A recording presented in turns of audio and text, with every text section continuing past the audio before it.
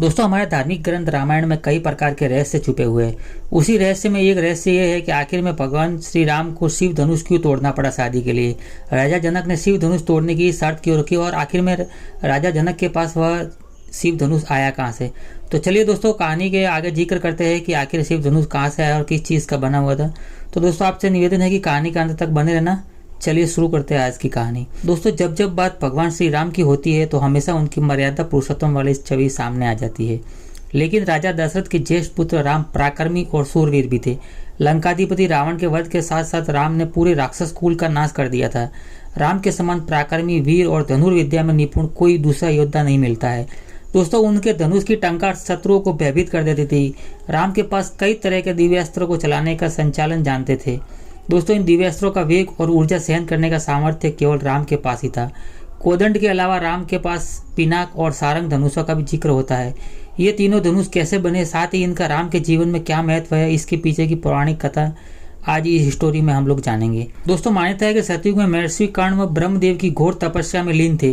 घोर तप करते करते उन्हें कई बरस बीत गए और उनके शरीर पर दीमक ने अपना घर बना लिया। दोस्तों, मिट्टी की बांबी पर बांस का पेड़ उग गया।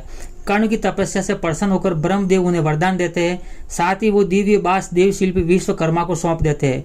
विश्वकर्मा उस बांस से दो शक्तिशाली धनुष बनाते हैं जिनके नाम है पिनाक और सारंग। पिनाक को भगवान श्री शंकर धारण करते हैं जबकि श्री हरि विष्णु सारंग धनुष को धारण करते हैं। दोस्तों, माना जाता है कि भगवान शिव ने पिनाक से ही त्रिपुरासुर का वध किया था। फिर ये पिनाक धनुष देवों को सौंप दिया। देवों के पास से होता हुआ पिनाक राजा जनक के पूर्वज देवराज के पास पहुंचा। देवराज के बाद पिनाक द्रोण के स्वरूप मिथिला के राजा जनक के पास सुरक्षित रहा। दोस्तों, पिनाक के संदर्भ में दो पौराणिक कथाएं प्रचलित है। पहली ये कि पिनाक विशालकाय धनुष था। इसके संचालन का सामर्थ्य भगवान शिव के अलावा महाराज जनक और विश्वामित्र के पास ही था। लेकिन जब जनक की पुत्री सीता एक बार अपने घर में झाड़ू लगा रही होती है और झाड़ू लगाते समय पिनाक को एक हाथ से आसानी से उठा लेती है, तब महाराज जनक ये देखकर आश्चर्यचकित हो जाते हैं कि उन्हें आभास हो जाता है कि सीता कोई साधारण कन्या नहीं है। इसलिए सीता से विवाह करने वाला वर भी साधारण नहीं होना चाहिए।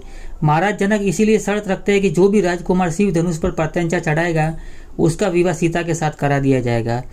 गुरु विश्वामित्र के साथ राजकुमार राम और लक्ष्मण मिथिला पहुंचते हैं। जनक उन्हें शिव धनुष पिनाक के दर्शन करवाते हैं। राजकुमार राम पिनाक पर प्रत्यंचा चढ़ाते हैं। जैसे ही बाण संघान के लिए धनुष पर प्रत्यंचा खींचते हैं वो दो भागों में टूट जाता है। और आगे क्या होता है वो दोस्तों आप सभी को मालूम है। दूसरी पौराणिक कथा यह है कि राजा जनक जो शिव के वंशज माने जाते हैं, उनके पास शिव धनुष पिनाक द्रोण के रूप में संरक्षित था। लेकिन लंकापति रावण पिनाक को हासिल करना चाहता है। रावण के पास ऐसे कई दिव्यास्त्र थे जिनके संघान के लिए पिनाक जैसे किसी दिव्य धनुष की जरूरत थी।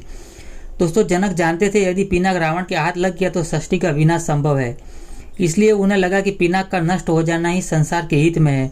संभव है कि महाराज जनक ने अपनी पुत्री सीता विवाह के लिए पिनाक पर प्रत्यंचा चढ़ाने की शर्त इसलिए रखी ताकि राम के हाथों पिनाक नष्ट हो जाए।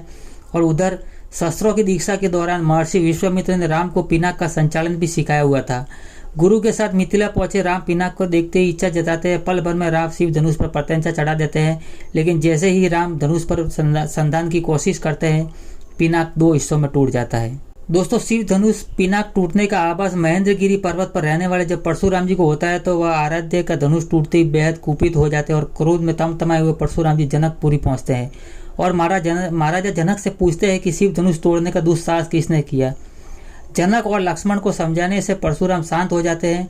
साथ ही जब उन्हें आभास होता है कि शिव धनुष तोड़ने वाले राम कोई साधारण मानव नहीं बल्कि साक्षात भगवान विष्णु के अवतार है, परशुराम अपने व्यवहार पर क्षमा मांगते हैं। साथ ही राजकुमार राम को अपना सारंग धनुष भेंट करते हैं। दोस्तों, सारंग धनुष देते हुए परशुराम राम से कहते हैं कि राम इस धनुष से किसी दिव्यास्त्र का संघान करो। परशुराम के कहने पर प्रभु श्री राम विष्णु धनुष पर वैष्णवास्त्र का संघान करते हैं। दोस्तों, पुराणों में उल्लेख मिलता है कि भगवान राम के पास सारंग और कोदंड दोनों धनुष थे।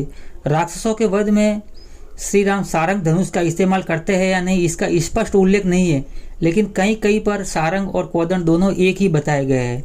बहरहाल श्री राम का प्रिय धनुष कोदंड था जो रावण के पौलस्य, मेघनाथ के पुष्पक और लक्ष्मण के गंधारी और शत्रुघ्न के विजय से बड़ा दिव्यास्त्र था।